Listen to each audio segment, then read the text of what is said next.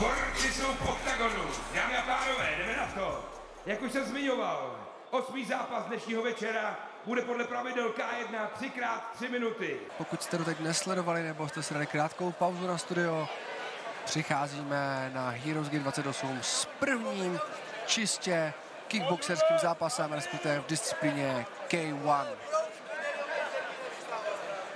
Oba soupeři v amatérech nazbírali i velké zkušenosti a tituly v oblasti organizace VAKO.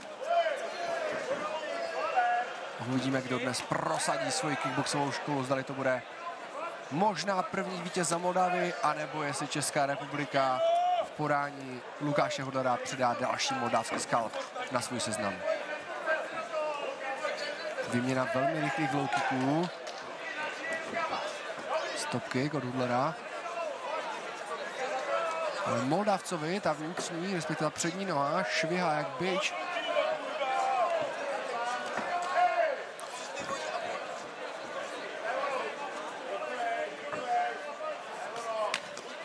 Velmi tvrdě Hudler zakončil kombinaci round kickem na tělo, ale Moldavec odvrací. Panové, to je tvrdá přestřelka, neskutečně, to jsou údery, které by každý mohl podlomit nohu soupeře, ale oba zatím stojí tvrdě jako sochy.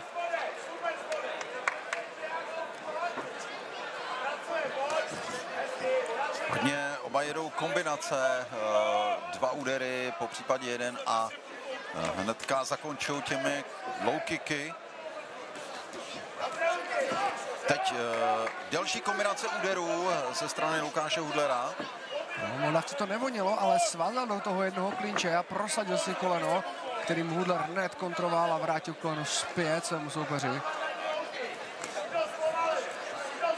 Pleska zachytil nohou Hudlera. Kombinace od Hudlera, do Hudlera, ale do krytu, všechno Hudler pokryl.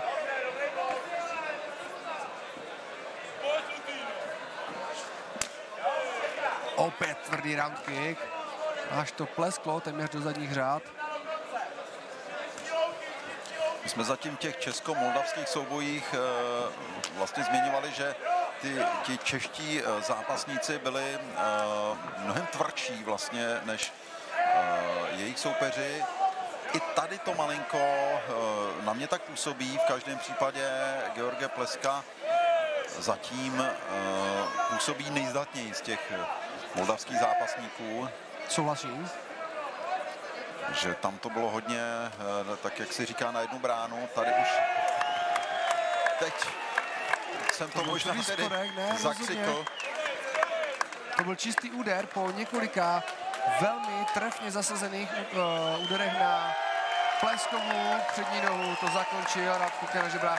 Dokonce z mého pohledu vidět, jak je obtisknutá ta noha modře a myslím, že to bylo TKO kopem na spodní žebra, tedy round kickem zakončený zápas.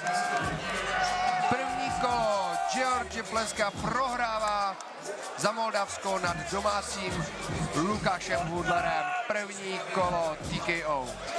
My jsme viděli, jak si oba vlastně rozdali spoustu tvrdých ran. Ty jsi to vlastně komentoval, že zejména ty low kicky opravdu byly nesmírně tvrdé, ale někdy je důležité to také přesně trefit, což se stalo v tomto případě.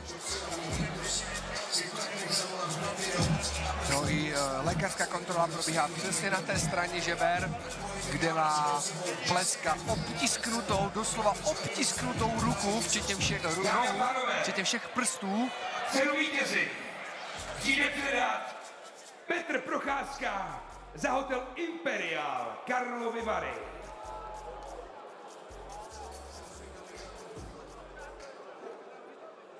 Ten kop z té přední nohy rozhodně nebyl nejtvrdší, co Lukáš Hudler posílal na svého soupeře, ale jak to šlo přesně do toho místa spodních žeber a ještě na tu stranu, jak se říká, na játra, tak tam to prostě Moldavce skolilo, že nemohl pokračovat dál.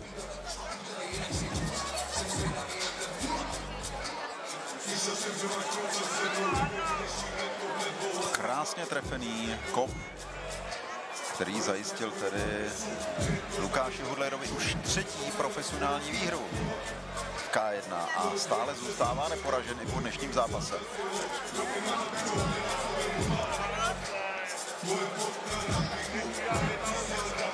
Opět velmi kvituju to demonstrativní sundávání těch rukavic před zápasem, aby bylo vidět, že si tam nikdo nemohl dovolit nastrkat nějaké podkovy, železa nebo cokoliv.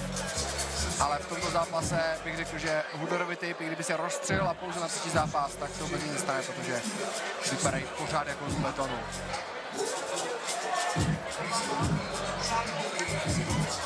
Hudler ještě diskutuje se Spejblem na nějakou tu kombinaci, která mu vyšla a typl bych, že je to takové to. A přesně tohle jsme trénovali.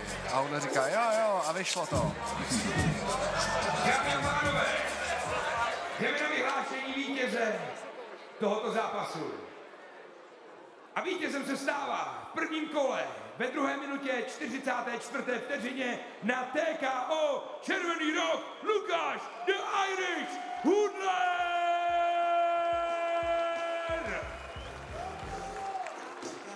Velké poděkování taktéž patří samozřejmě Georgeovi Pleskovi!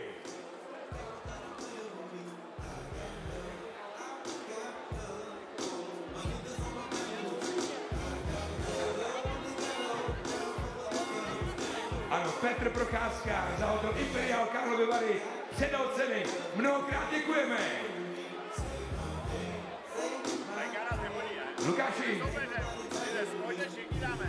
Lukáši,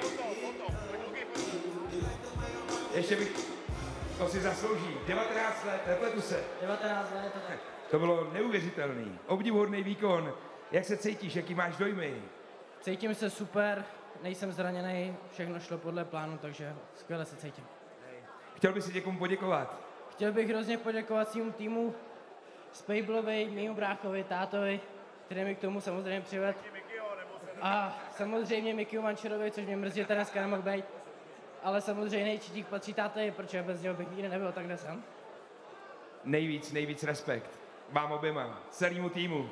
Obrovská gratulace, dámy a pánové, Lukáš The Irish Hudler!